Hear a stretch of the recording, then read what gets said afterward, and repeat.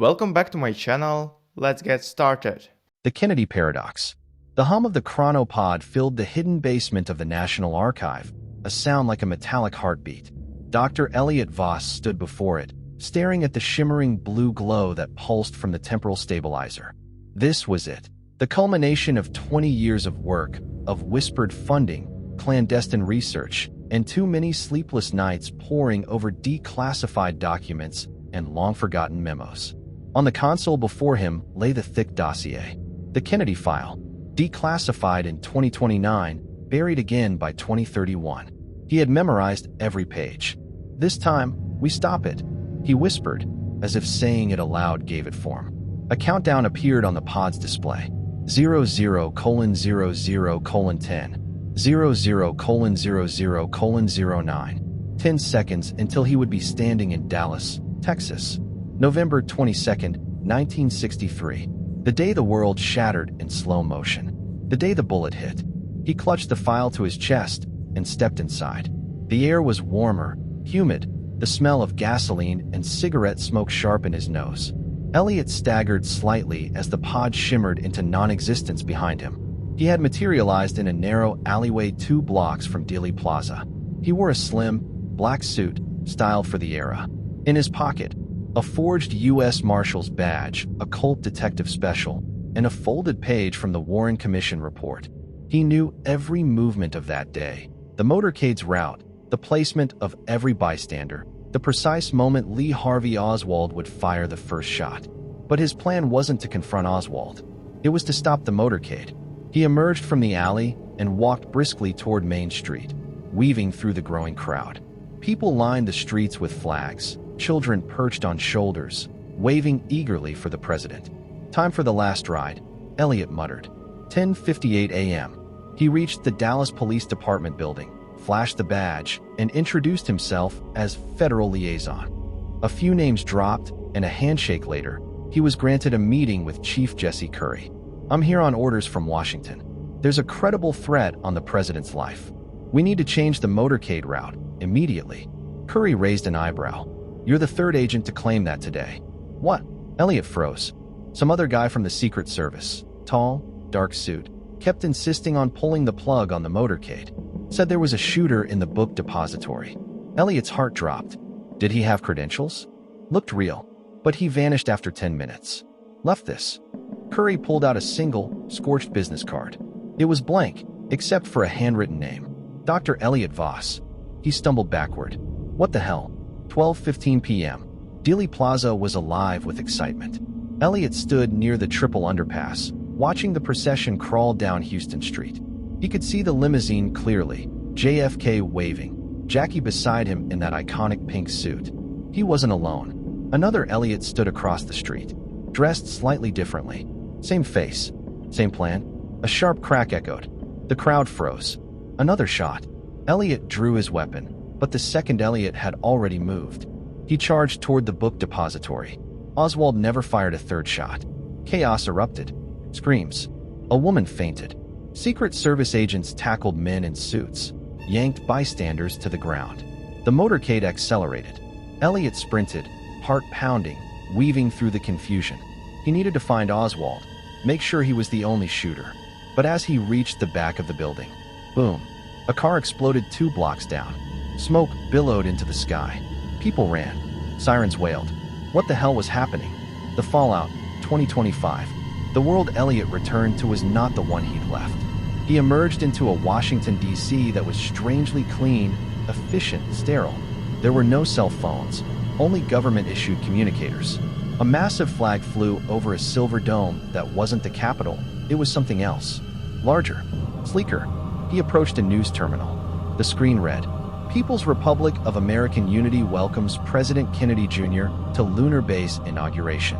His knees buckled. Somehow, JFK had survived, lived, had children, taken the U.S. in a completely different direction.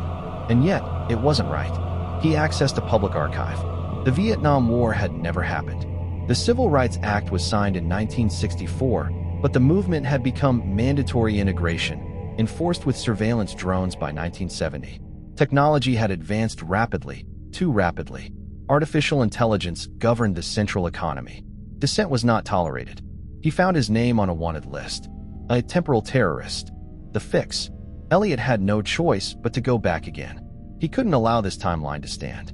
Attempt number 2, November 22nd, 1963, 11:47 a.m. This time, he arrived at the grassy knoll, rifle in hand. If he couldn't stop Oswald in time, he'd fire himself to disable the shot. Non-lethal, just enough to change the trajectory. But something was wrong. Another shooter was already there, aiming. Not at JFK, at Eliot. He dove, fired. The man screamed and dropped. The crowd screamed too. People began running before any official shot was fired. The limousine swerved. A bullet hit the driver. The car veered hard, smashed into a pole. Kennedy was thrown from the back seat, landing on the pavement, unconscious. He didn't die, but the injury left him brain damaged. Jackie would later divorce him. Lyndon B. Johnson would become acting president by default. Eliot returned again. Each attempt unraveled the future in worse ways. Timeline 3. JFK lives and dismantles the CIA. In the power vacuum, the Soviet Union launches a second Cuban Missile Crisis. Nuclear war destroys half of Europe. Timeline 4. Oswald is caught before the shooting. Conspiracy theories never stop. America fractures under its own distrust. A second civil war erupts in 1983. Timeline 5. JFK dies, but Eliot saves Bobby Kennedy in 1968. Bobby becomes president, but is assassinated in 1972 by a radicalized ex-CIA agent Eliot indirectly enabled. No matter what Eliot changed, the future twisted. The paradox expanded, and the world bent under the weight of the saved man. Eliot stood before the ruined Lincoln Memorial, its face scorched by time and warfare. This was Timeline 6, a failed utopia where Kennedy's idealism had outpaced practicality. In this version of 2025, the United States was a patchwork of micronations. The United Republic of the West, the Southern Sovereign States, the Free Pacific Zone. Civil authority had collapsed sometime in the 1990s. Currency was Bitcoin. Law was tribal. He kept hearing the same phrase whispered in streets, in markets, on static crackled news feeds. The Loopman's curse. Apparently, a man with Eliot's face had been seen dozens of times across decades, sometimes warning presidents, sometimes appearing in photos near disasters. His attempts to fix history had made him a myth, a ghost of paradoxes. He returned to the pod hidden in a buried train tunnel in old D.C., dust choking the chamber. He sat inside and whispered, "One more time." Attempt number 7, November 21st, 1963, 10:05 p.m. He arrived a day earlier. This time, Eliot didn't go to the authorities, didn't try to stop the shooting. Instead, he checked into a motel and waited. When morning came, he walked calmly toward Dealey Plaza and took up position not as a shooter, not as a savior, but as a witness. He watched the motorcade roll by at 12:29 p.m. He saw Oswald's rifle flash in the window. He saw the bullet strike, the explosion of blood, Jackie crawling over the back of the car. And he didn't intervene. It killed him inside. But this time, the future might hold. Return, Timeline 7, 2025. He emerged into a quiet, subdued version of the future. Familiar and unfamiliar. America was bruised, but functional. Civil rights had progressed slower, but more organically. Vietnam had happened, but ended in 1973. The Cold War had cooled by 1990. Kennedy was remembered not as a martyred saint, but as a fallen man, his loss mourned, but not sanctified. Eliot walked the National Archives steps in a rented overcoat. Inside, displays of American history glowed behind glass. He passed a familiar exhibit, the Kennedy Legacy. There were photos, declassified reports, eyewitness statements, and then something new. A grainy photograph from Dealey Plaza. Behind the crowd, just out of focus, was a man in a slim black suit, holding a dossier. Watching him, he backed away. No alarms, no time police, no collapse of reality. Maybe this version worked, but the peace didn't last. The paradox arose. 2 weeks later, it began, small shifts. Stock market crashes without cause.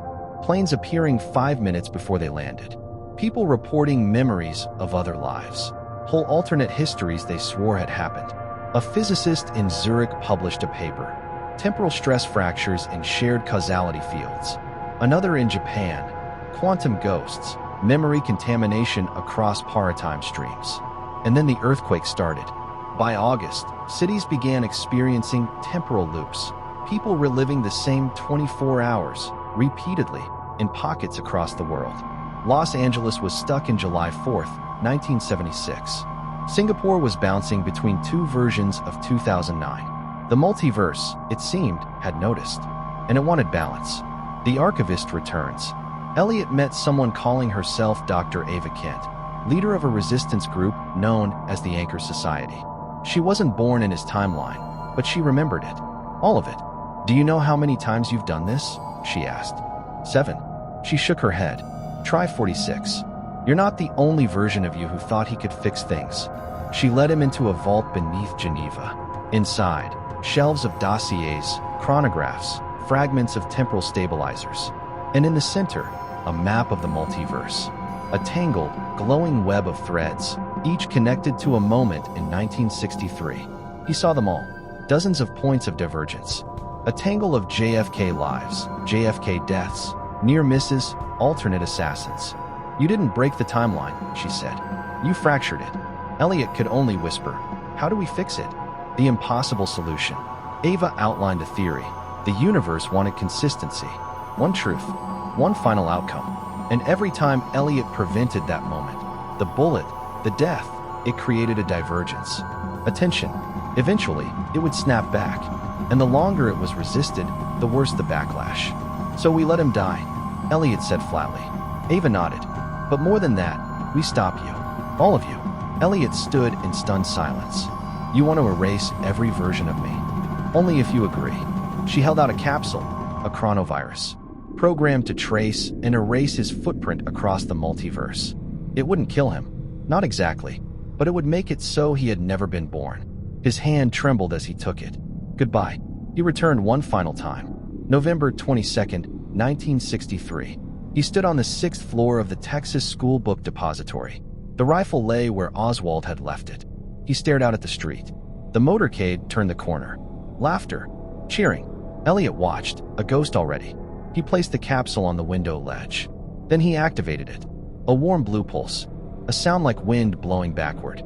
And then, nothing. A world without the loop man. In this final version of 2025, there were no anomalies. No loops.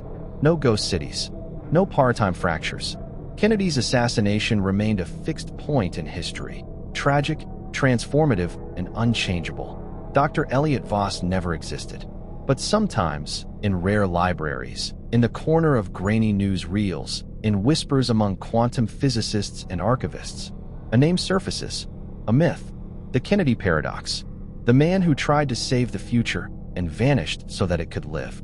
April 10th, 2075.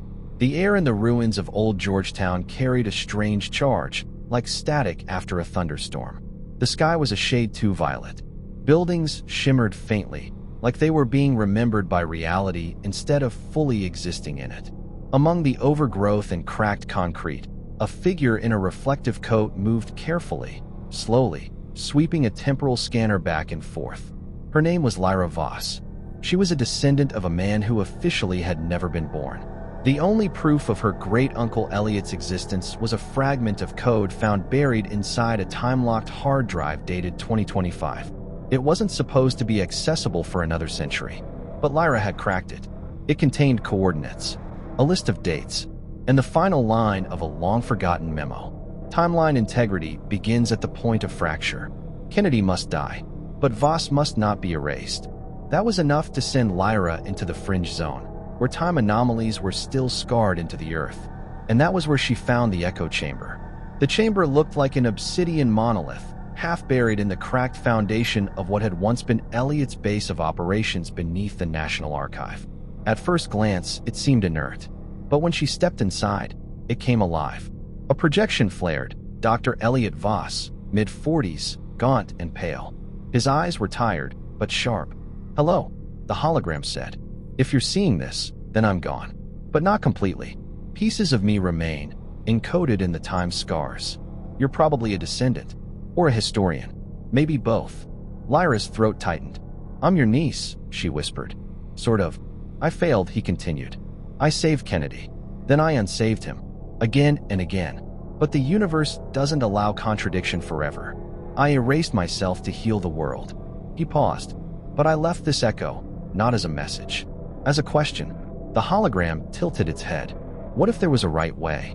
The fragment plan. The rest of the chamber was filled with floating data nodes, video logs, simulations, blueprints for temporal stabilizers. One in particular caught Lyra's attention. Timeline 14C read, "The split fix."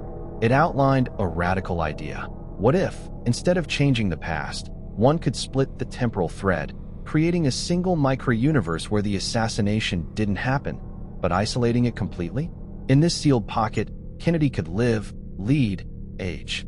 But his reality would never touch the prime stream. Eliot had called it the Garden Timeline. The pod to reach it was incomplete, but Lyra could finish it. October 5th, 2076, the attempt. Lyra rebuilt the chrono-pod using quantum alloy and memory glass from a crashed Paratime Surveyor drone. It took a year. The activation nearly tore her apart. She arrived not in Dealey Plaza, but in a field of light. The Garden Timeline, a world where JFK had lived. She found him walking through a rose garden behind what looked like an advanced presidential compound. His back was bent with age. His hair was white, but it was him. "Mr. President?" she asked. He turned, smiling warmly. "Ah, you must be one of Eliot's. You know about him?" "Of course," he said. "He built this. Said I was meant to live somewhere. Not everywhere." She sat beside him on a bench, stunned by the stillness of this world. "What is this place really?" "A gift," Kennedy said. "And a prison, but one I'm thankful for. The temptation." Lyra stayed for 3 weeks. She saw a world without war, where diplomacy thrived, where civil rights were fought for with pen and voice instead of fire and riot. It was beautiful, but sterile. The people in this world were simulations. Avatars. Only Kennedy was real, and he was lonely. "You could take this back," he said one evening. "Bring the garden to your world. Let me show them what peace looks like." "No," she said. "That would break the seal. The fracture would begin again." He nodded. "So why are you here?" "To see if Eliot was right." Kennedy chuckled. "And was he?" She looked out at the endless twilight sky, the calm rivers, the unreal perfection. "Yes. And no." Departure. Before leaving, Lyra uploaded a single message to the chamber. The Kennedy paradox was never about saving a man. It was about saving meaning. Eliot tried to make history better, but he taught us that we must face it, not fix it. We are not gods. We are stewards. Let memory be memory. Then she activated the seal. The Garden Timeline folded in on itself, collapsing into a point of pure data, stored in a crystalline cube the size of a coin. She wore it around her neck. Epilogue, the final museum. In 2099, Lyra opened the Museum of Fractured Time on what remained of Earth's stable axis. Inside was a single wing dedicated to the Kennedy paradox. There were no timelines on display, no multiverse theories, just a quote etched into the wall. He tried to save a life. Instead, he gave the future back to itself, unknown, and in a sealed, black chamber, visitors could enter and sit across from a hologram of Dr. Eliot Voss, who simply asked, "What would you change? And why?" Dallas, Texas, November 22, 1963, 12:15 p.m. Lee Harvey Oswald sat on a crate near the 6th-floor window of the Texas School Book Depository, the Mannlicher Carcano rifle leaning against the wall beside him. He'd rehearsed this moment. Not the shot. He knew he could make the shot, but the waiting. That was the hard part. He'd gone over it in his head 1,000 times. President Kennedy would appear at 12:29. 3 shots. History changes. But for the past 3 nights, his dreams had been wrong. Disjointed. In them, he didn't fire. Or he fired and missed. Or Kennedy turned and looked straight at him. And sometimes, he saw another man, watching him from the shadows. Pale, eyes hollow, always the same man. The interruption. At 12:17 p.m., someone entered the stairwell. Footsteps, slow, deliberate. Oswald tensed. His fingers hovered near the rifle. This wasn't in the plan. Then, from the stairwell, "Lee." The voice was calm, confident, like a teacher. He stood and aimed his rifle toward the door, but didn't fire. The man stepped into view. Slim black suit, clean cut, eyes like steel. "My name is Eliot Voss," he said. I'm not here to stop you. I'm here to ask you something. Oswald scowled. You with the FBI? No, a pause. I'm with history. The conversation.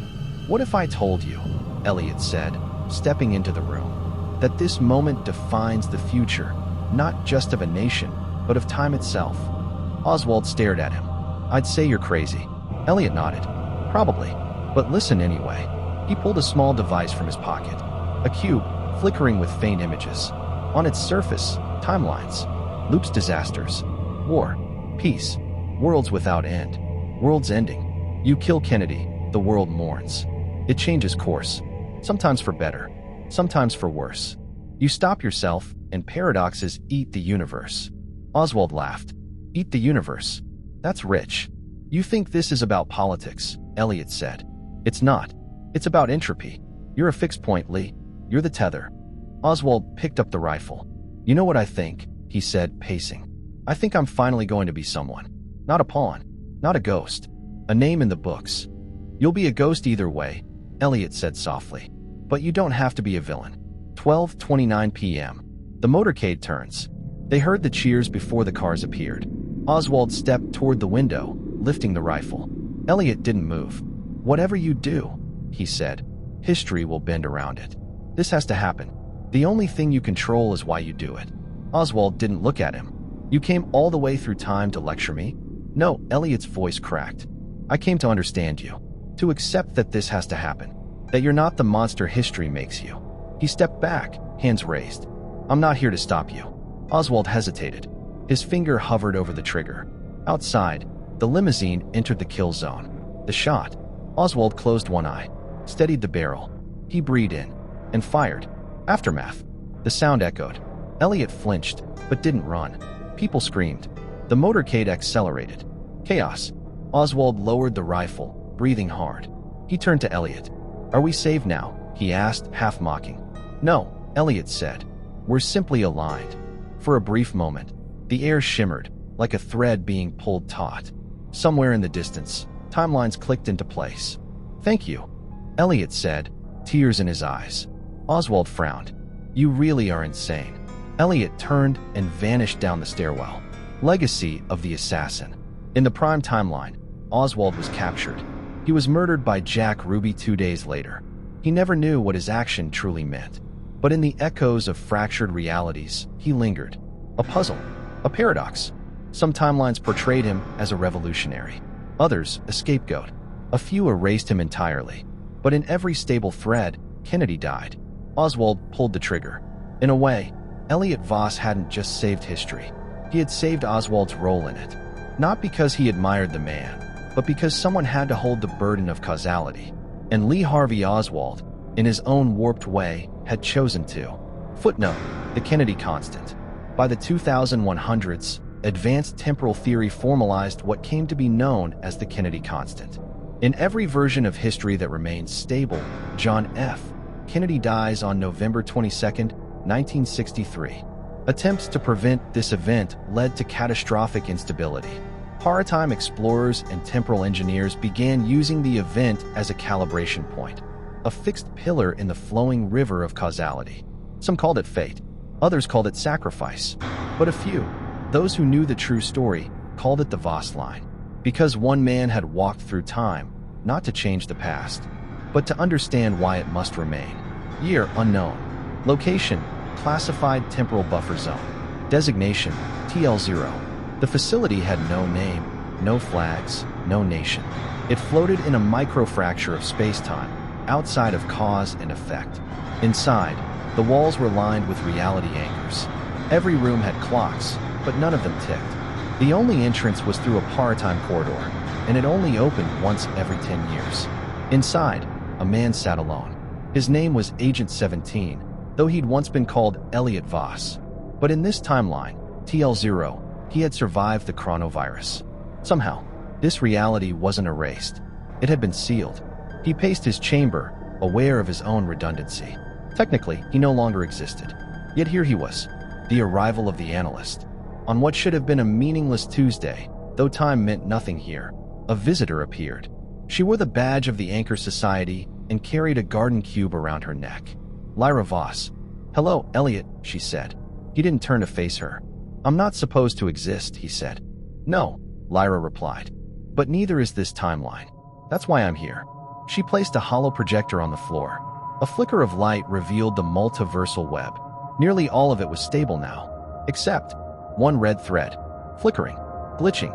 TL0. "You're the leak," she said softly. "The reason time can't fully settle. This world, it was never meant to remain."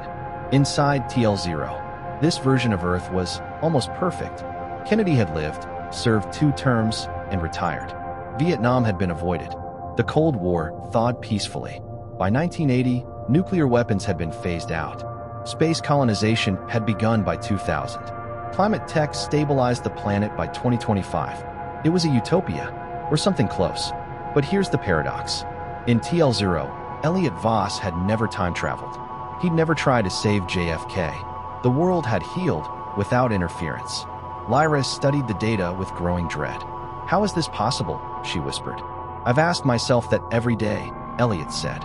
"I think maybe the universe needed to imagine a better version of itself, and it made this place to dream it. But it's still wrong," Lyra said.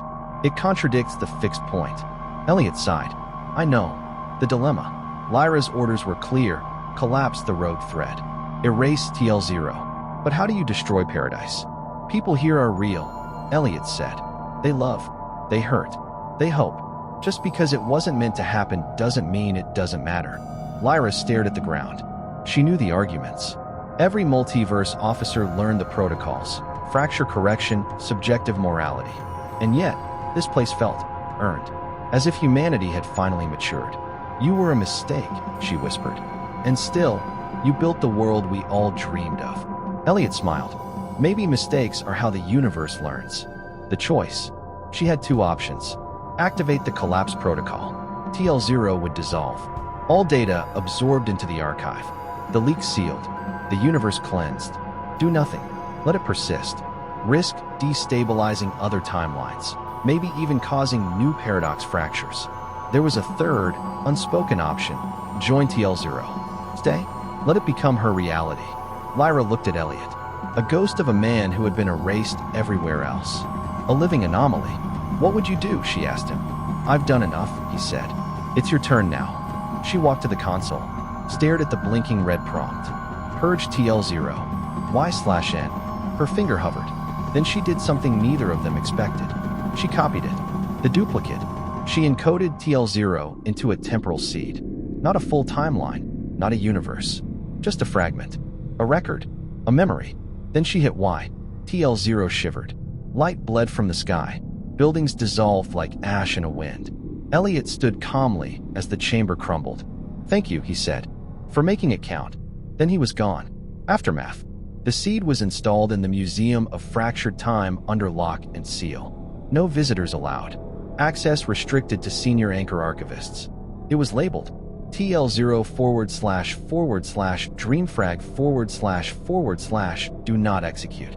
Status: observational artifact only. Authorization level 9+. Every decade, one archivist was allowed to view it, to see what humanity could have been. Some cried. Others went silent for weeks. A few resigned their posts, because seeing it, knowing what might have been, was a heavier burden than most could carry. A final entry. In the encrypted files left by Lyra after her death, one message stood out. "I saw a world where we didn't need saving. And that was the most human thing of all." Lyra Voss. Anchor Society HQ, the Paratemporal Core.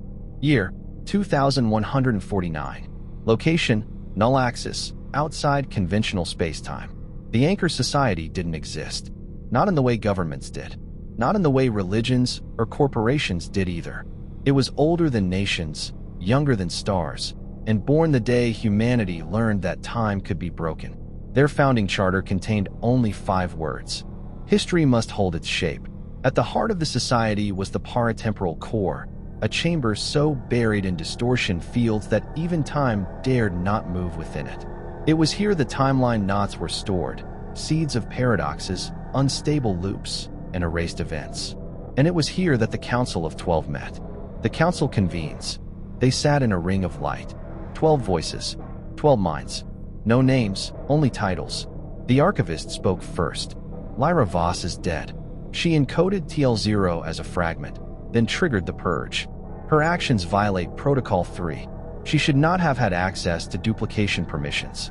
The chrono-marshal shook her head. She was born of Voss's shadow. Her instincts were always divergent. The watchmaker leaned forward. And yet, she preserved the integrity of the prime stream. TL0 is gone. The paradox is sealed. The Ouroboros, oldest of them all, rarely spoke. But now he did. She did more than seal it. She understood it. A forbidden origin.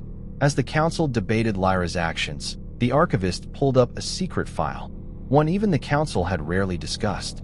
File, origin 7x. Access level, infinity. Subject, the Voss event. They reviewed the file together in solemn silence. In 2023, Eliot Voss had accessed newly declassified JFK documents. In 2024, he built the first unstable chrono-loop device. In 2025, he traveled to 1963 and disrupted the fixed point. Over 43 iterations followed. Each time, the outcome worsened. The universe began to degrade. Realities folded. Fractures spread. The Voss infection nearly erased the concept of linearity. In the end, Eliot had erased himself to seal the damage. But that act birthed something new. A singularity. A self-aware fracture. Lyra. She wasn't just his descendant.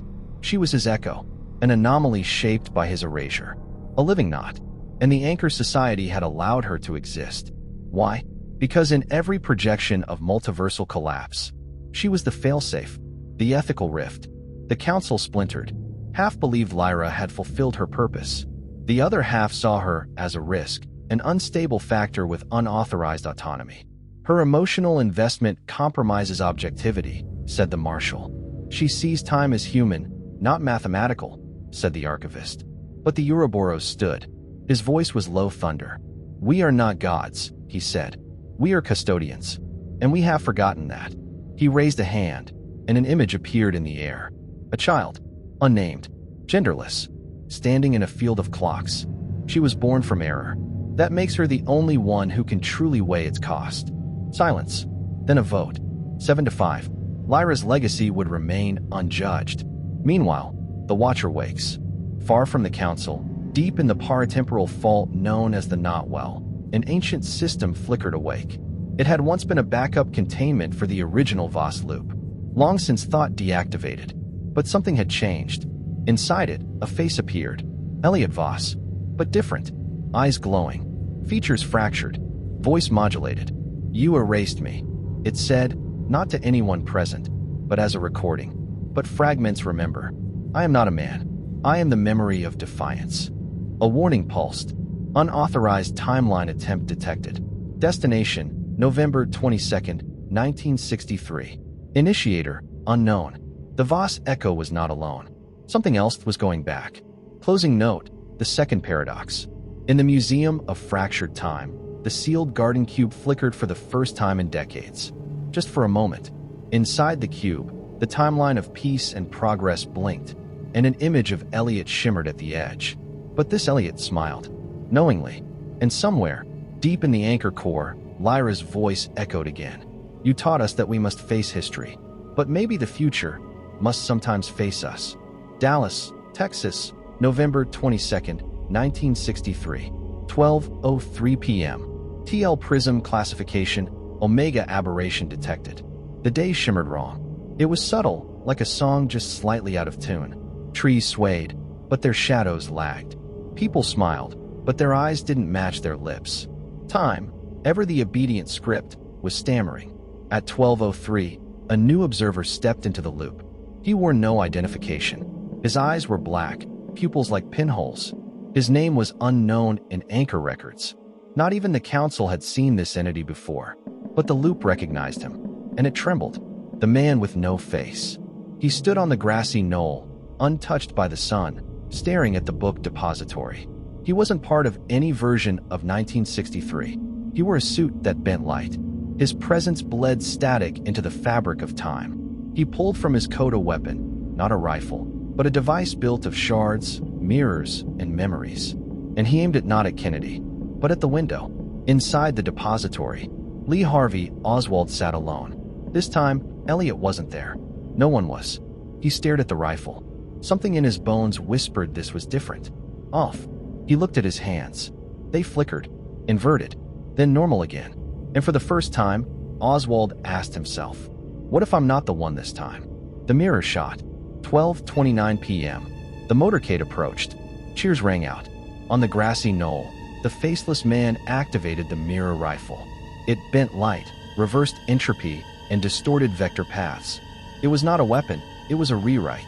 When it fired, it didn't release a bullet. It released a choice. Two realities collide. The bullet passed through the air and split the timeline. Play button in one strand, Kennedy was struck. Oswald fired. The world mourned. Play button in the other, Kennedy turned his head, just slightly, and the bullet missed. It hit the car. The crowd screamed. Panic. But Kennedy lived. In that timeline, the Secret Service took immediate control. Oswald was arrested. But something went wrong. The missed bullet created a new knot. And unlike all the others, this one was alive. Anchor response. Alarms detonated across the Anchor Society's paratemporal core. Chrono breach. Level Omega. Eliot Voss, now only an echo herself, felt it in her soul. There's a new player, she said to the council. And they're not from any sanctioned stream. She stared at the fracture, a split strand where Kennedy survived, again. But this time, it wasn't Voss who interfered. It was something else. The council hesitated. Deploy containment? No, Lyra said. Send me. Reentry. She emerged in Dealey Plaza seconds after the mirror shot. But this time, no one could see her. She wasn't material. She was riding the fracture, woven into the glitch itself. And there, amid the broken echoes of the crowd, she saw him. The faceless man. He turned to look at her, though he shouldn't have been able to. You tried to preserve entropy, he said. His voice was a distortion, like a voice run backward through fire. I am here to end the recursion. Lyra stepped toward him. Who are you? The man cocked his head.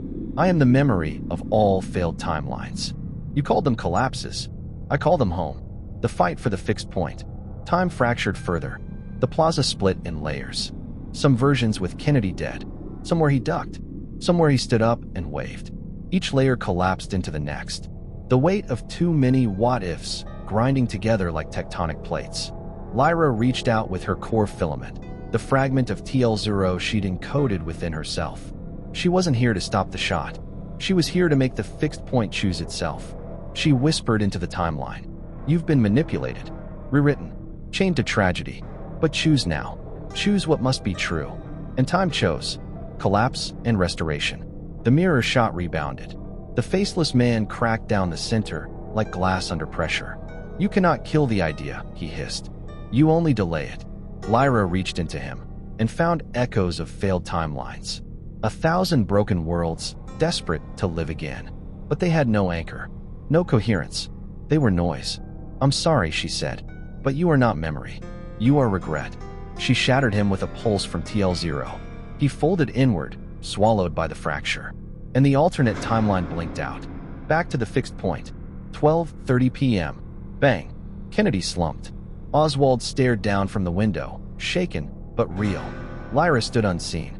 Eliot's voice whispered in her mind. You didn't stop it. You didn't try to fix it. You let time decide. And for the first time, it felt like peace. Epilogue, the unwritten war. Back in the Anchor Core, Lyra filed her report. Threat name, the Faceless Man. Classification, sentient timeline remnant. Origin, unknown. Possibly a manifestation of collective rejected outcomes. Status, disintegrated. Potential for recurrence, high. She signed the report with a name she had never used. Lyra Voss / 17.2, and added a single note. We've preserved the shape of history, but someone out there wants it to bleed.